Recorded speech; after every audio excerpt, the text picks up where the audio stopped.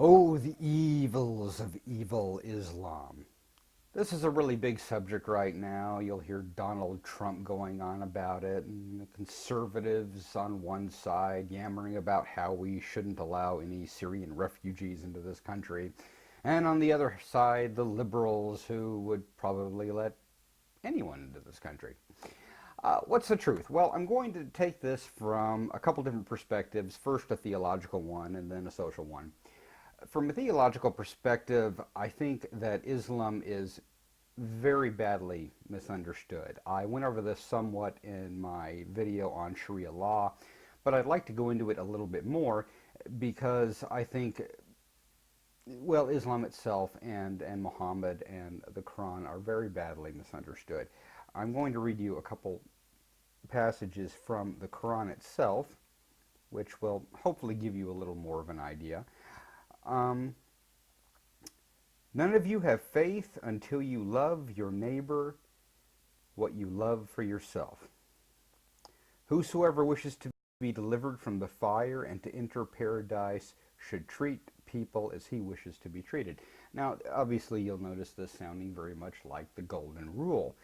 One that I particularly like is this one. O mankind, God created you from a single pair of a male and a female, and made you into nations and tribes that you may know each other, not that you despise each other.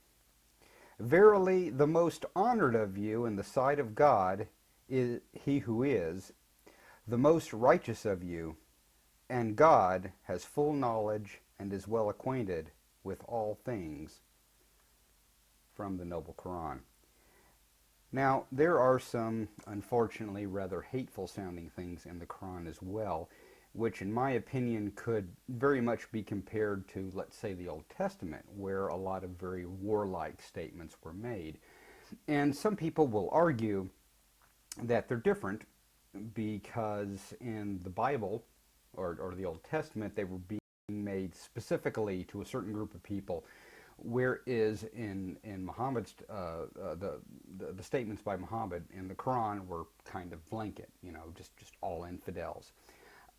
Well, number one, this isn't necessarily true, and it very much depends on how you look at it. In the time of Muhammad, most of these statements, the actual reason for these statements, was that the Muslims were attacked because Muhammad was very much an iconoclast. He was tearing down the idols of the other tribes and trying to raise them all up under one God, Allah. And because of this, everyone got very upset with him, and eventually they started attacking his people, and they fought back. And it wasn't exactly as if they were conquerors. The conquering Muslims came much later when Islam made its way over to Turkey and they started making their way west. But the wars of Muhammad were very much really intertribal, if you want to put it that way.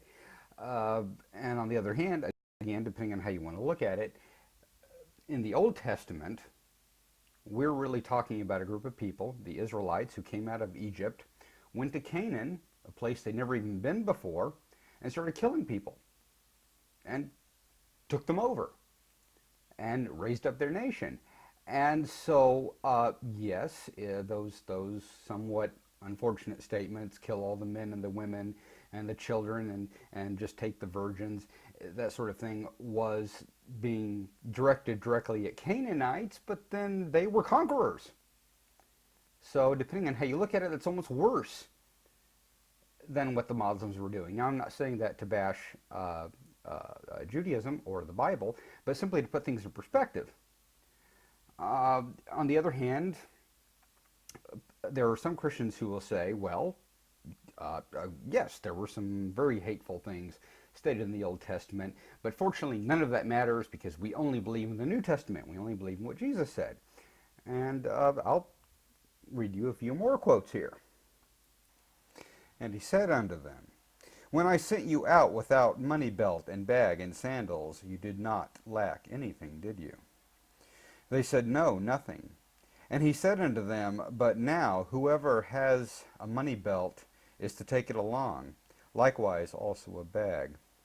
And whoever has no sword is to sell his coat and buy one. For I tell you, that which is written must be fulfilled in me. Now, I'm certain that Jesus was probably telling his people, his followers, to buy swords for self-defense. And fortunately, as a group, at least at the time, the Christians were not being attacked by the Jews.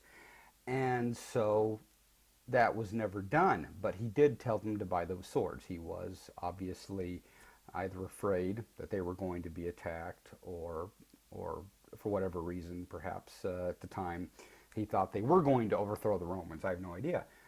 But the point is that if they had been attacked by the Jews, I'm sorry, by the other Jews, obviously they were all Jews, but if they had been attacked by the other Jews, this would have been a situation very much like what Muhammad went through. Fortunately, Jesus Christ did not.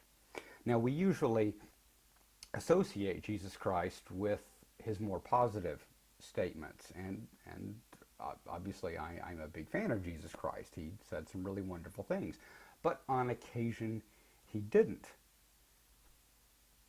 For instance, I tell you that to everyone who has, more shall be given, but from the one who does not have, even what does have shall be taken away. But these enemies of mine, who did not want me to reign over them, bring them here and slay them in my presence. That's not quite the Jesus I generally think of, and more than likely neither do you. Do not suppose that I have come to bring peace to the earth. I did not come to bring peace, but a sword. For I have come to turn a man against his father, a daughter against his mother, a daughter-in-law against her mother-in-law. A man's enemies shall be members of his own household. That's Jesus Christ. That's not the Old Testament. Now, obviously, most Christians will explain those things away. They will say, well, Jesus, for one thing, those were, Jesus said very few warlike, hateful things compared to the beautiful things he said. And in the end, obviously, he did not take up the sword. In the end, he gave his life. And that's all certainly true. But Muslims would obviously do the exact same thing. They would explain that Muhammad didn't want to fight, that he had no interest in killing people, that it was only once he was attacked, and that for the most part, his sayings were very positive. And they're right, just as the Christians are. It very much depends on how you want to take it. If you want to take those warlike statements, you can even take warlike statements from Jesus and go out and kill people. You could do that. You could do it in the name of Jesus. You would not have to go back to the Old Testament. And unfortunately, the exact same thing with Muslims. And obviously, right now, we are seeing some really negative things coming out of Islam. But a few hundred years ago, we were seeing those same things coming out of Christianity. Some might even say they're happening today. After all, groups like the Ku Klux Klan are Christian organizations. And there have been a number of domestic terrorists in America that have been Christian. Now, a lot of people will bring up the argument, and it is a good argument, that those people in general are individuals. They are not part of a large group, and that's certainly true. When it comes to Muslim terrorists, you are usually dealing with people who are members of large groups like ISIS at the moment. That's, of course, the biggest, most dangerous terrorist organization. And for the most part, they are decried by the Muslim people. But they're still there, and they're still certainly a danger. What do we do about all that? Well, let's turn to the sociological side of things. For one thing, you will have the liberals, which will have very much of a tendency to accept just about anyone. Please just let any immigrants come, regardless of the situation. And the reason I believe for that, because I tend much more toward the liberal side of things, is that we hold human rights sometimes above our own safety. And that can certainly be true. On the other hand, conservatives have a tendency to be very fearful, and they will wind up holding their fear above human rights. And I don't think there's an easy answer to that. Obviously, neither of those are always true. Sometimes we do have to be careful. Islam is in some ways a more, shall we say, primitive religion at the moment, not because the religion itself is primitive, but perhaps because a lot of its members are in more developing countries. And so, compared to us in certain ways, for instance, most of the time you won't find Christians stoning each other for adultery, but you do. There are places like Papua New Guinea where people are still burned at the stake for witchcraft. Those parts of Christianity have certainly not gone away. It just depends on what part of the world they are. And as those people from those developing countries go to other parts of the world, obviously they take that older culture with them. And sometimes, yes, that can be dangerous. People will bring up honor killings, which obviously is an abhorrent practice, where you might very possibly have to go shoot your sister because she had sex outside of marriage or infidelity of some kind. And obviously none of those things are good, but applying them to all of Islam is insane. Now, all that said, I think it's very important to keep in mind that people like Donald Trump, or perhaps I shouldn't say Donald Trump because I don't really know what Donald Trump actually believes. In many ways, I know that he's seen as being very honest, but the truth is I think he's speaking to a certain group of people and he's telling them what they want to hear. And he is talking to that fear. So instead of talking to Donald Trump, I'm going to speak more to people who identify with Donald Trump. And I think they are very fearful. And not entirely without reason. Could some Syrian refugees be terrorists? Certainly. Could any Muslims here domestically be terrorists? Of course. Of course, we have all sorts of Christians who are terrorists and all kinds of people who are terrorists who do terrible, horrible things. Yes, it's certainly a danger. But to me, the biggest danger is when you begin fearing people for no reason other than a word, like Islam. Most Americans don't know a Muslim from a Sikh from an Indian. And there have certainly been a few occasions where people have actually been shot who weren't even Muslim. Not that that makes it right, but they didn't even have anything to do with it in any way, form, or fashion. And we've had several of those happen recently. A Sikh man who was shot in the face with someone yelling at him about being an Islamic terrorist. I don't think most people even know what Sikhs are, but just because they wear turbans. By the way, the turbans look very different, but most people don't know that. Some people will compare what Donald Trump is talking about to Nazi Germany. And the unfortunate truth there is that while that can be a bit of a hyperbole, anything negative will constantly compare to Nazi Germany. But in this case, it's a very, very good comparison.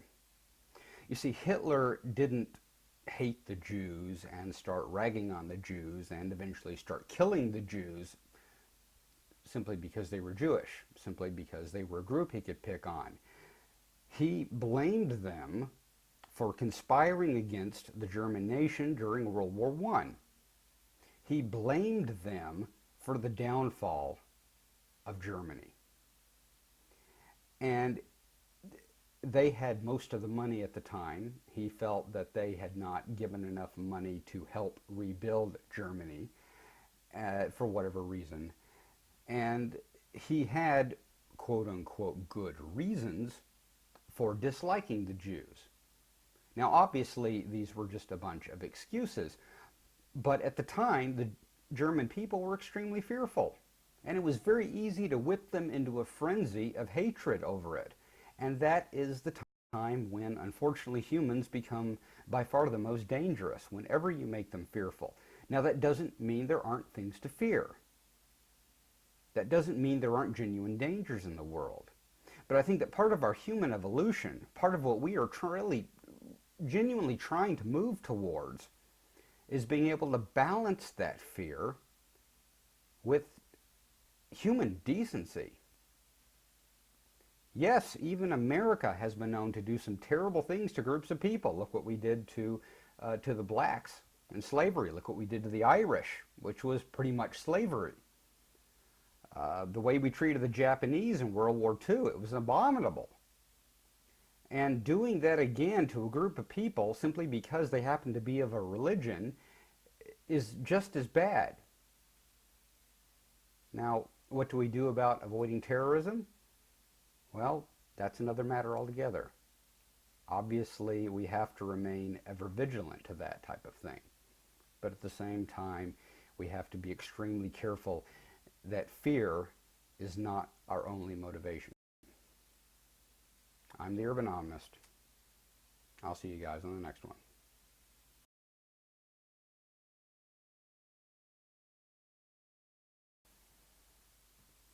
Children, it's so good to see you again.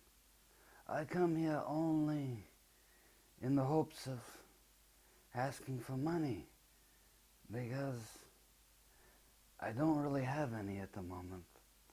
And this is really what all great spiritual leaders do. They come and they babble a bunch of pointless gibberish which you may or may not understand. You may or may not interpret as being something that makes even the least bit of sense in your life. But regardless, send me money. No less than $50. After all, have you ever tried to buy a steak, perhaps a small appetizer, and a bottle of wine for any less than $50? All I ask is to eat like any other man. Thank you.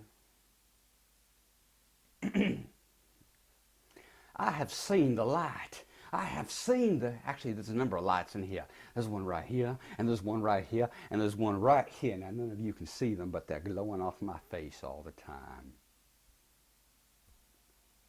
Send me money.